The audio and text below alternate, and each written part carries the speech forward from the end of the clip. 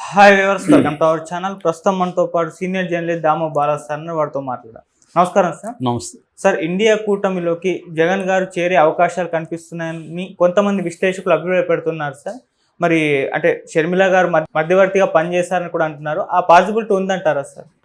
ఉండే అవకాశం అయితే ఉంది. ఎందుకంటే ఆల్రెడీ జగన్ బీజేపీ పట్ల కొంత కోపంగా ఉన్నాడని అంటున్నారు. ఎందుకంటే బీజేపీ ఈ ఎన్నికల్లో జగన్ని దెబ్బకొట్టడానికి ఎక్కువ ట్రై చేసింది. సో చంద్రబాబు కోరుకున్న విధంగా బీజేపీ ప్రవర్తించింది. దాన్ని బట్టే ఎలక్షన్ కమిషన్ కూడా మ్యాక్సిమం తెలుగుదేశానికి కూటమికి అనుకూలంగానే ప్రవర్తించిందని మనం మొన్న కూడా చెప్పుకున్నాం. చాలా విషయాల్లో క్లియర్గా ఎలక్షన్ కమిషన్ తెలుగుదేశం కూటమికి అనుకూలంగా నిర్ణయాలు తీసుకునింది. వాళ్ళకి నచ్చిన విధంగా అధికారులను మార్చేసి పురంధేశ్వరి ఎవరెవరినైతే అధికారులను మార్చమని ఆ ప్లేస్లో ఎవరినెవరిని చెప్పిందో పెట్టమని అదేవిధంగా ఎలక్షన్ కమిషన్ చేసింది. సో డీజీపీని మార్చారు, విజయవాడ ఆయన కమిషన్ మార్చాడు, తర్వాత ఇంటెలిజెన్స్ డీజీని మార్చారు, దాదాపు 6 జిల్లాల్లో ఎస్పీలు మార్చారు, కలెక్టర్లు మార్చారు. చివరి నిమిషంలో కూడా అంటే ముందు రోజు నైట్ కూడా చాలామంది పోలీస్ అధికారులను మార్చేశారు. సో దీనివల్ల అనేక చోట్ల టీడీపీ రిగ్గింగ్ చేసుకునిందనేది వైసీపీ వాళ్ళు ఆరోపిస్తున్నారు. సో అట్లాగే మనకి వీళ్ళ గొడవలు మాత్రం వీడియోలోకి వచ్చాయి, పిన్నెల్లి లాంటివి. ఇటుపక్క తెలుగుదేశం చేసింది మాత్రం ఎక్కడ రాలేదు. అట్లాగే చాలా బూతుల్లో పోలీసుల్ని వైసీపీ డామినెంట్గా ఉన్న ఏరియాలో ఏమో పోలీసులు లేరు, తెలుగుదేశం డామినెంట్గా ఉన్న ఏరియాలో ఏమో పోలీసులు ఉన్నారు. సో అది కూడా ప్లాన్డ్గానే చంద్రబాబు చెప్పినట్టే జరిగింది. అట్లాగే చివరికి పోస్టల్ బ్యాలెట్ విషయంలో కూడా చంద్రబాబు అనుకూలంగానే ఈసీ నిర్ణయాలు తీసుకుంది. దాని మీద వైసీపీ వాళ్ళు కోర్టుకు వెళ్ళారు. ఈరోజు 6 గంటలకి కోర్టు తీర్పిచ్చే అవకాశం ఉంది దాని మీద. అంటే క్లియర్గా ప్రతి విషయంలో కూడా బీజేపీ కూటమికి అనుకూలంగానే ప్రవర్తించింది. బిగినింగ్లో జగన్ వైపు ఉన్నట్టుగా కనిపించింది, కానీ మెల్లమెల్లగా వాళ్ళు ఒక్కొక్క ఫేజ్ ఎన్నికలు జరిగే కొద్దీ వాళ్ళకి నమ్మకం పోతుంది. మనమే ఇండిపెండెంట్గా గవర్నమెంట్ ఫామ్ చేయలేము అన్న వాళ్ళకి అభిప్రాయం బీజేపీకి వచ్చింది. దానివల్ల చంద్రబాబు అవసరం ఉంది మనకనేది వాళ్ళు గుర్తించారు. ఇక్కడ జగన్ చంద్రబాబు అన్నప్పుడు మనం చంద్రబాబు వైపు వెళ్ళాలి. ఎందుకంటే జగన్ కూటమిలో చేరడు, రేపొద్దున కూటమి అంటే ఎన్డీఏలో, జగన్ ఎన్డీఏలో చేరనప్పుడు మనకి ఎన్డీఏలో చేరిన చంద్రబాబుకు సపోర్ట్ చేయకపోతే మనకి ఇక్కడ ఎక్కువ సీట్లు రాకపోతే రేపు సెంట్రల్లో ఇబ్బంది అవుతుంది. జగన్కి రేపు సీట్లు వచ్చినా మనకి ఇస్తాడో లేదో తెలియదు. ఎందుకంటే టఫ్ సిచ్యువేషన్ వస్తే కూటమి వైపే జగన్ వెళ్ళే అవకాశం ఉంది అన్న ఒక అభిప్రాయం బీజేపీలో వచ్చింది. దీనికి కారణం ఏంటంటే జగన్ ముందు నుంచి కూడా లాస్ట్ ఎన్నికల్లో కూడా ఏం చెప్పాడంటే ప్రత్యేక హోదా ఎవరు ఇస్తానంటే వాళ్ళకి నేను మద్దతు ఇస్తానని చెప్పాడు. ఆల్రెడీ రాహుల్ గాంధీ ప్రత్యేక హోదా మీద నేను మొదటి సంతకం చేస్తానని కూడా హామీ ఇచ్చాడు. సో రేపొద్దున ఇండియా కూటమి అధికారంలోకి వస్తే ప్రత్యేక హోదా ఇస్తామని వాళ్ళు అనౌన్స్ చేయొచ్చు. ఇస్తామని అనౌన్స్ చేసినప్పుడు జగన్ వాళ్ళకే సపోర్ట్ చేయొచ్చు ప్రత్యేక హోదా కోసం. సో ఇవన్నీ దృష్టిలో పెట్టుకొని బీజేపీ క్లియర్గా చంద్రబాబుకి సపోర్ట్ చేసింది. ఆ మేరకు జగన్ వైసీపీ నష్టపోయింది. చాలా చోట్ల తమకు పడాల్సిన ఓట్లు పడకుండా వీళ్ళు రిగ్గింగ్లు చేయడం ఇవన్నీ చేశారు. పోలీస్ అధికారులు ఎక్కువగా వైసీపీ వాళ్ళ మీద కేసులు పెట్టి హరాస్ చేయడం, ఇలాగ ప్రతి నిర్ణయంలో కూడా ప్రజలకి లబ్ధిదారులకి ఎలక్షన్ ముందు డబ్బులు వేయడానికి హైకోర్టు వేయమని 1 డే టైం ఇచ్చినా కూడా దాన్ని కూడా వీళ్ళు కేర్ చేయకుండా హైకోర్టు ఉత్తర్వును కూడా ధిక్కరించి ఎలక్షన్ కమిషన్ చంద్రబాబు వైపే నిలిచింది. అది అందరికీ తెలుసు. సో ఒక్క సిఎస్ని తప్ప అందరినీ మార్చేశారు. సిఎస్ని మార్చకపోయినా సిఎస్ వైసీపీ తరఫున పనిచేసింది కూడా ఏమీ లేదు అక్కడ. ఎందుకంటే సిఎస్ను కూడా వీళ్ళే కంట్రోల్ చేశారు. సొంత నిర్ణయాలు తీసుకునే పరిస్థితి ఏమీ లేదు. ఊరికే తెలుగుదేశం మీడియా గగ్గోలు పెడుతుంది తప్ప నిజంగా సిఎస్ చేసింది ఏంటి? వైసీపీకి అనుకూలంగా ఏం చేస్తాడు ఆయన? ఏమి చేయలేదు. ఎలక్షన్ కమిషన్ ఏం చెప్తే అదే చేయాల్సి వచ్చింది సిఎస్. సో వీళ్ళు ఏంటంటే ఇంకా మాకు సరిపోలేదు అన్న బాధలో ఉండరు తప్ప అదర్వైజ్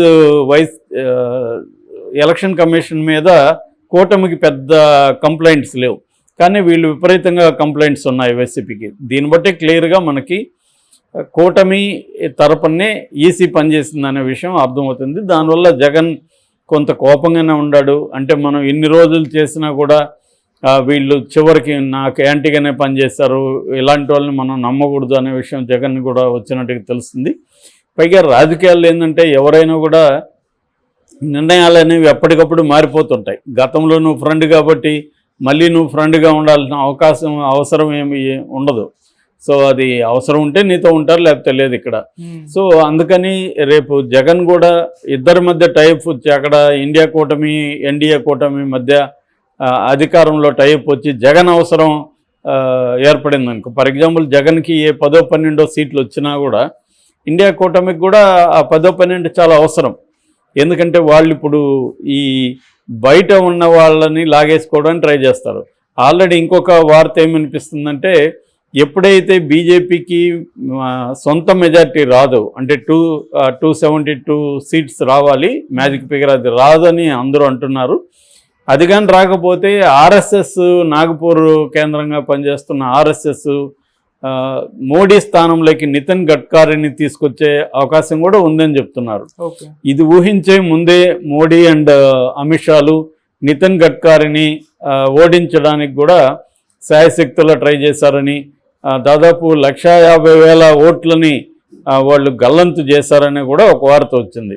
అందుకనే ఆయన నియోజకవర్గంలో మోడీ షాలు వెళ్ళి క్యాంపెయిన్ కూడా చేయలేదు. అంటే క్లియర్గా మోడీకి అమిత్ షాకి మధ్య వాళ్ళకి ఇతర బీజేపీలో ఉన్న వాళ్ళకి లేదా ఆర్ఎస్ఎస్కి మధ్య ఒక కోల్డ్ వార్ అయితే నడుస్తుంది. సో ఈ కోల్డ్ వార్లో సక్సెస్ఫుల్గా బీజేపీ ఇండిపెండెంట్గా గవర్నమెంట్ ఫామ్ చేసే స్ట్రెంగ్త్ వాళ్ళకి ఓన్గా వస్తే పర్వాలేదు. రాని కండిషన్లలో ఆర్ఎస్ఎస్ వేరే రకమైన నిర్ణయాలు తీసుకునే అవకాశం ఉంది. ఎందుకంటే అనేక విషయాల్లో ఆర్ఎస్ఎస్ని కూడా ధిక్కరిస్తున్నాడు మోడీ. సో ఆ రకంగా కొంత లిబరల్గా ఉంటున్న గడ్కరీని పెట్టచ్చు. గడ్కరీని పెట్టినప్పుడు ఏంటంటే దేశవ్యాప్తంగా అనేక పార్టీల్లో తమకు సపోర్ట్ తీసుకోవడానికి గడ్కరీ ఒప్పించగలుగుతాడు. ఎందుకంటే ఆయనకి వాజ్పేయి లాగా లిబరల్ ఫేస్ ఉంది. వీళ్ళిద్దరేమో తీవ్రవాది బ్యాచ్ వీళ్ళు, ఎవరు మోడీ అండ్ అమిత్ షా.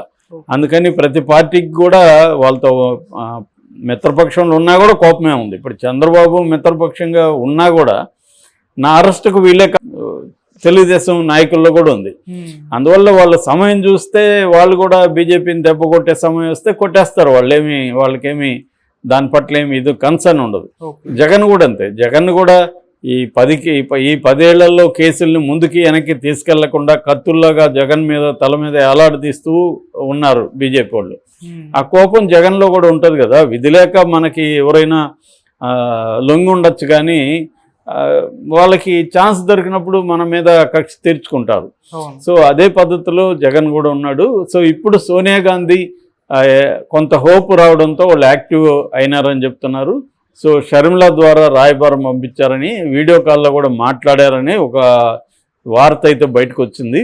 ఇది ఎంత నిజమో తెలియదు, కానీ పాజిబుల్ అయితే పాజిబుల్. ఎందుకంటే ఎలక్షన్ ముందే వీళ్ళు కొంత మాట్లాడి పెట్టుకోవాల్సిన అవసరం అయితే కనబడుతుంది. రేపు పొద్దున సింగిల్ లార్జెస్ట్ పార్టీగా బీజేపీ వచ్చినప్పుడు బీజేపీని పిలుస్తారు రాష్ట్రపతి.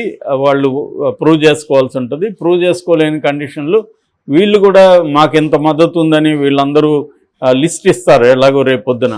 సో ఇది కొంత డ్రామా నడుస్తుంది. టైట్గా కానీ వస్తే, టైట్గా రాకుండా ఎన్డీఏ కూటమి అధికారంలోకి వచ్చేస్తే ఓకే, రానప్పుడు ఇవన్నీ పాసిబిలిటీస్ ఉన్నాయి. ఎందుకన్నా మంచిదని ఎలక్షన్ ముందే కూటమి వాళ్ళు కూడా వివిధ పార్టీల్ని కాంటాక్ట్ చేస్తున్నట్టుగా మనకు తెలుస్తుంది. నిన్న జైరాం రమేష్ కూడా ఇదే విషయాన్ని చెప్పాడు విలేకరుల సమావేశంలో. మేము ఖచ్చితంగా ట్రై చేస్తాము అనేక పార్టీలను అనేసి.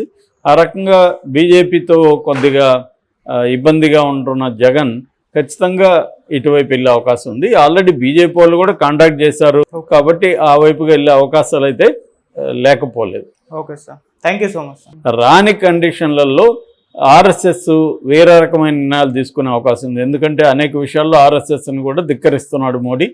సో ఆ రకంగా కొంత లిబరల్గా ఉంటున్న గడ్కరీని పెట్టచ్చు. గడ్కరీని పెట్టినప్పుడు ఏంటంటే దేశవ్యాప్తంగా అనేక పార్టీల్లో తమకు సపోర్ట్ తీసుకోవడానికి